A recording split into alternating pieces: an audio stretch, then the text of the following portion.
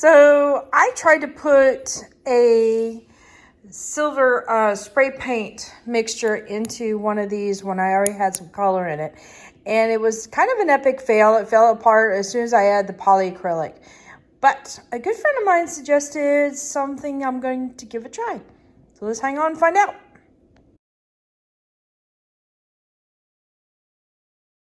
Howdy, howdy. This is Clara Lawrence. And I recently did a video where I did an experiment and tried to put some silver on the inside and then added polyacrylic, and then pretty much all the silver went away. And a good friend of mine, Judy Jhsand, who happens to be the one that is selling the big Heirloom glass ornaments, suggested I try something. So what I did before it was I put in the spray paint solution from Mountain MTN, and then I add the polyacrylic, and then I was going to add the powders to try and see what would happen.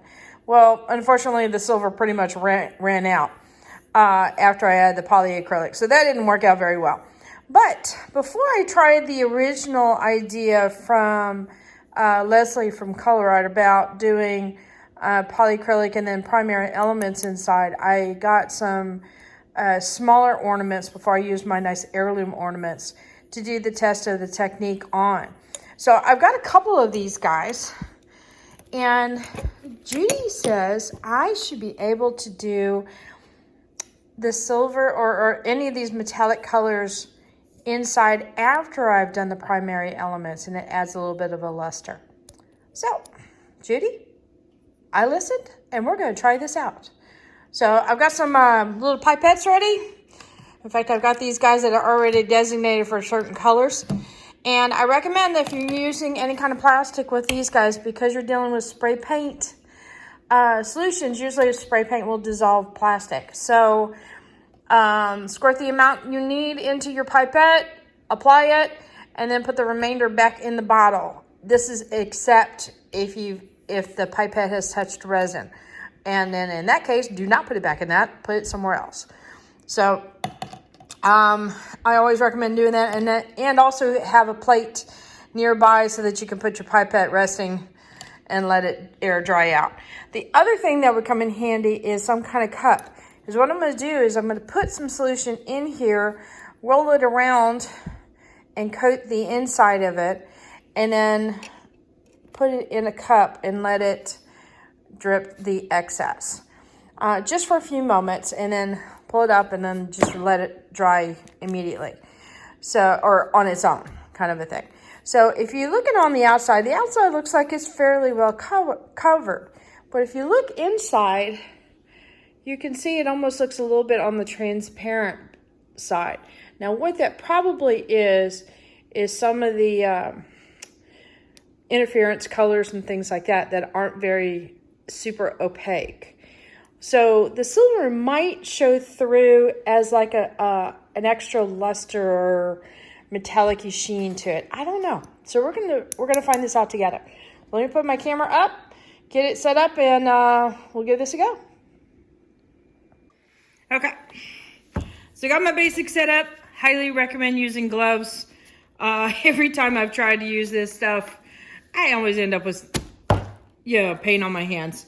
Yeah, I have a tendency to attract the paint, but this stuff a little bit more so than normal.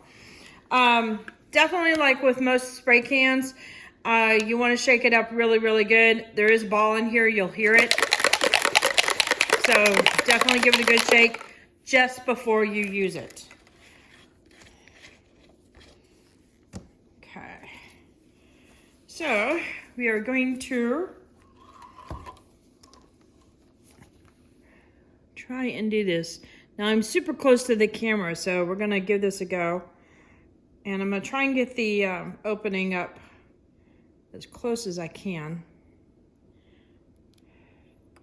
I'm probably overkilling it on paint, only because I've never done this before.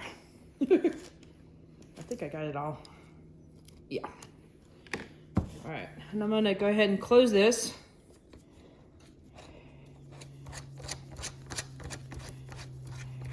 Hey, that's pretty good for me. Okay. So I've got the silver paint inside. I don't even know if it's going to be able to. No, not really. Okay. So all I'm going to do is kind of start rotating it around. So I start at this point, spin it, and then just slowly but surely tilt it and spin it and go towards the the top. Oh, so carefully. Until I'm concerned it's going to do something else, like pour out. Let's see. I'm trying to stay in camera, but also pay attention to what I'm doing here, which is tricky. Okay.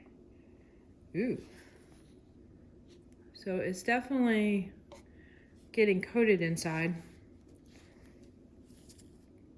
See? What'd I tell you? Gets on the outside. Talk to me.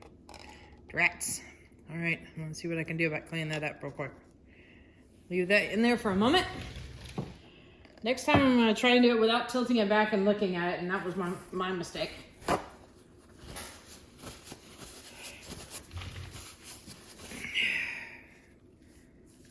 right, is it coming off? No. All right, first thing is first, I cleaned off my hands of all the wet paint. Tilt that up.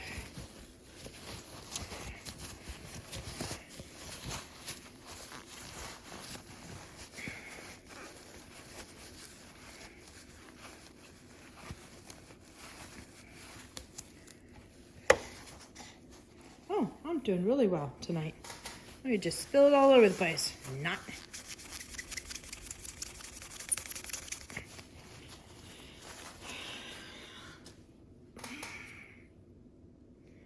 All right, stay.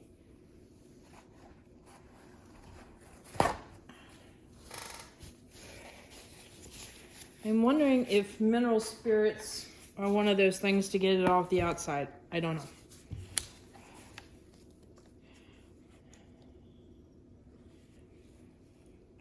I've got some alcohol, so I thought I'd try that real quick.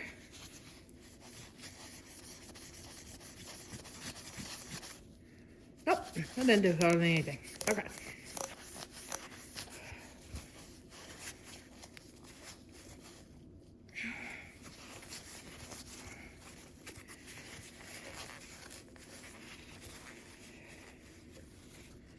Okay, so learn from me.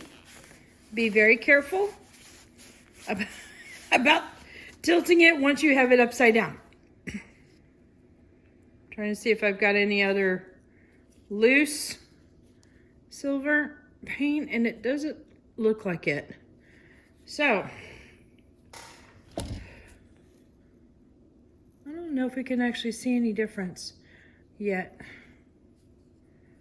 I took a before picture really close, and after this dries inside really good, I'm going to take an after picture and see if we can see a definite difference, if it brings up the luster or not.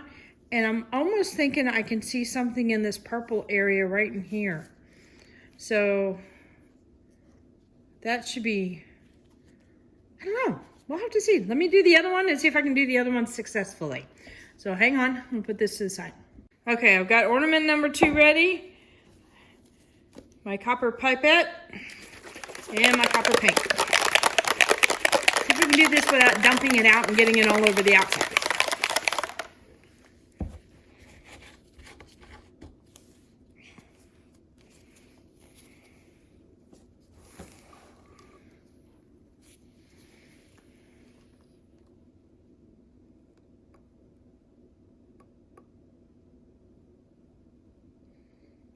All right.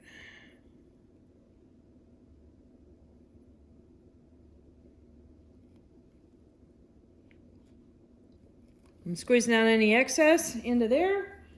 Put it over on the plate to dry. Put a lid on this so I don't knock it over. You want to talk about a mess. Okay.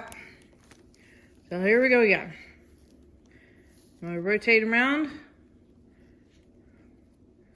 Slightly tilt.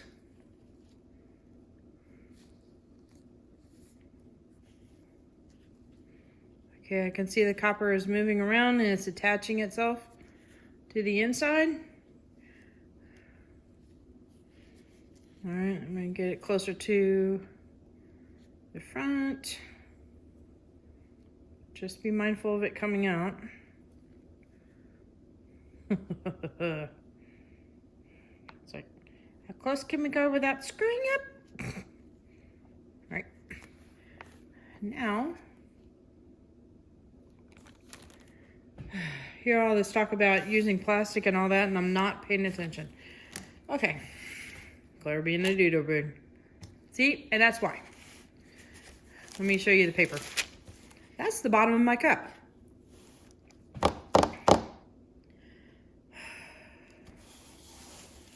I'm going to title this, Don't Do As I Do. Because my cup now has no bottom. Okay. So, we're going to continue rotating this around. And then I'm going to have to hold it in position.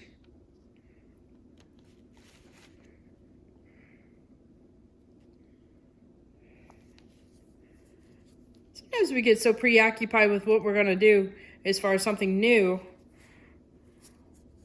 that we forget some basic things that we already know. Or at least that was my problem.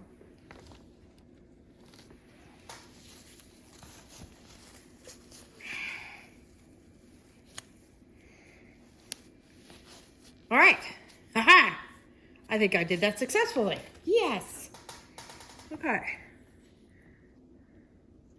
So, no copper on the outside. However, you can start to see it a little bit here.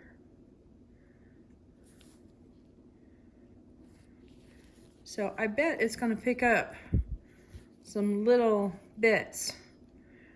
So if I had done a lot more of the interference colors that were transparent, I bet that would work really well. Here's a little bitty mark that maybe some paint didn't get into, that some copper showing through. Well, there might be something to this.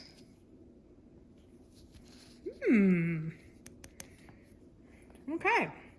Well, let me look at my bottle, see what I need to do for cleanup, and give you that information. So if you do the same thing I do, which I hope you don't, you know how to clean it up. So I'll be right back. Okay, to wrap this up, so the Montana spray paint or paint takes about 6 to 8 minutes to fully dry. 6 to 8 hours, I believe it said, to chemically dry, and 12 to 24 to, I guess, set, permanently set. So apparently use an acetone to clean off the paint and stuff. So I think I've got some in the house that I'm going to bring out here and clean that off. Anyway, and if I don't, I need to go get some. But if you plan these out where they're lighter in tones, you can probably get some really nice silver effects. And I'm going to play with this, I think, in my next video and see if I can intentionally do that. That would be kind of cool. So hit that like button, hit the subscribe, but definitely hit the bell to get notified next time I put another video up. Later, y'all.